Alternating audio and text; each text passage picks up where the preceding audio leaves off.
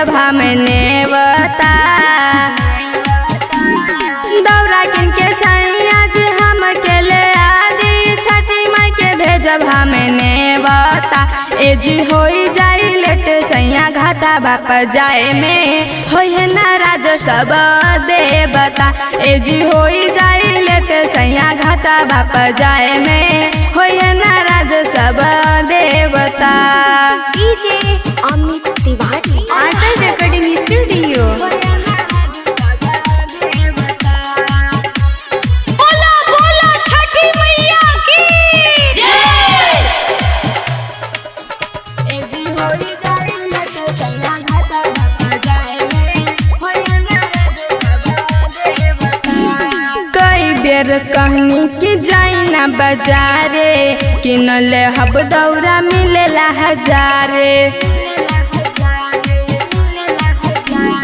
कई बेर कहनी कि जाई ना बाजारे किनले हब दौरा मिलेला हजारे। छोटे बाटे दौरा के रबा के गौरा कैसे ले जाई सब में बता।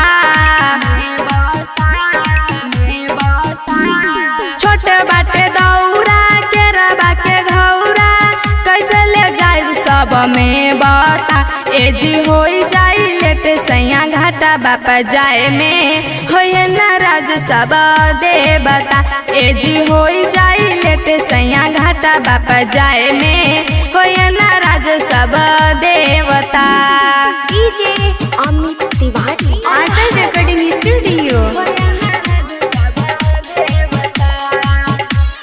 बोला बोला छठी मैया की जय।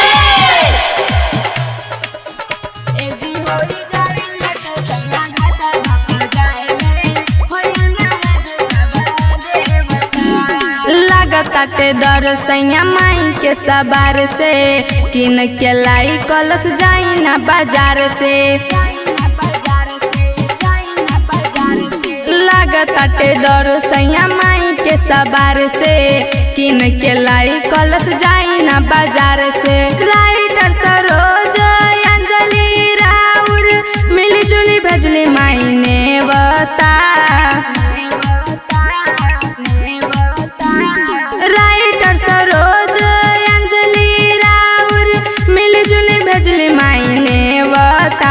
ए जी होई जाई लेट सैया घाटा बाप जाए में होई नाराज सब देवता। ए जी होई जाई लेट सैया घाटा बाप जाए में होई नाराज सब देवता। दौरा किन के सैया जी हम के ले आदि छठी माई के भेजब हम नेवता।